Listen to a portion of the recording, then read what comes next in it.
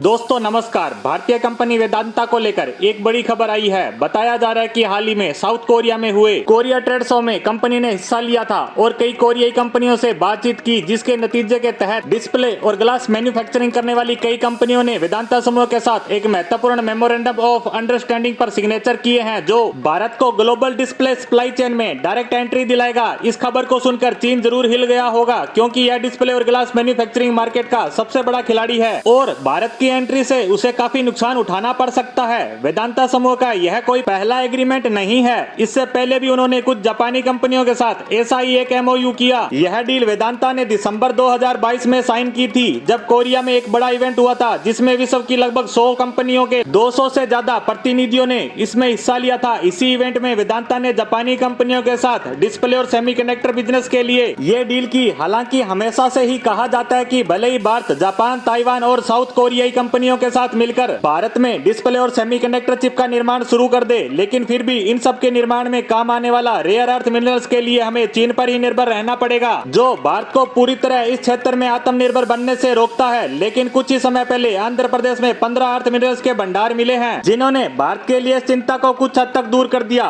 Rare earth minerals और चीन पर निर्भरता के मुद्दे पर बात करते हुए भारत के यूनियन मिनिस्टर ने बयान देते हुए कहा कि भारत इसके लिए चीन पर निर्भर नहीं है। भारत के अंदर मोनाजाइट, जो कि रेयर अर्थ मिनरल्स में एक महत्वपूर्ण एलिमेंट है, इसका भारत में प्रोडक्शन 4000 मेट्रिक टन प्रति वर्ष तक है। यानी भारत में भी काफी तरह के मिनरल्स के भंडार हैं और इनकी खोज को लेकर समय समय पर नई खबरें भी आती रहती हैं। हमें इस इंडस्ट्री में अपने आप को स्थापित करने के लिए अमेरिका, जापान, ताइवान और दक्षिणी कोरिया जैसे देशों की सहायता की जरूरत होगी। भारत इस महत्वपूर्ण क्षेत्र के लिए पिछले कुछ समय से सीरियस नजर आ रहा है, जिससे उम्मीद की जाने लगी है कि भारत की कंपनियां जल्द ही अपने देश में डिस्प्ले, ग्लास और सेमीकंडक्टर चिप का निर्माण शुरू कर देगी। हाल ही में आपने सुना ही होगा कि सेमीकंडक्टर चिप की पूरे विश्व में किल्लत बनी हुई है, क्योंकि इसके सबसे बड़े मैन्युफैक्चरर ताइवान में भयंकर सूखा पड़ा था और चिप को बनाने में भारी मात्रा में पानी की आवश्यकता होती है। आपको बता दें कि विश्व में सेमीकंडक्टर चिप बनाने वाले शीर्ष देशों में ताइवान, दक्षिणी कोरिया, जापान, अमेरिका और चीन है। ताइवान और साउथ कोरिया दोनों देश मिलकर विश्व की लगभग 80% सेमीकंडक्टर चिप का निर्माण करते हैं। इसी चिप की किल्लत और इम्पोर्टेंस को ध्यान में रखते हुए भारत सरकार भारत में चिप निर्माण को लेकर भारतीय कंपनियों को विदेशी कंपनियों के साथ मिलकर इन्वेस्ट करने पर कई तरह के प्रोत्साहन पैकेज की घोषणा कर चुकी है। वहीं भारतीय कंपनी वेदांता और टाटा समूह इसके लिए कुछ समय से प्रयास भी कर रहे थे। वहीं अब वेदांता समूह ने पहले जापानी कंपनियों और अब साउथ कोरियाई कंपनियों के साथ मिलकर डिस्प्ले व ग्लास निर्माण के क्षेत्र में डील करके भारत को इस क्षेत्र में आत्मनिर्भर बनाने जैसा बड़ा शुरुआती कदम उठाया है। हम उम्मीद करते हैं कि जल्दी इसे लेकर सारी कार्यवाहियां कंप्लीट कर ली जाएगी और भारत में भी इनका निर्माण शुरू होगा। इसी उम्मीद के साथ हमारी आज की पोस्ट को यहीं समाप्त करते हैं।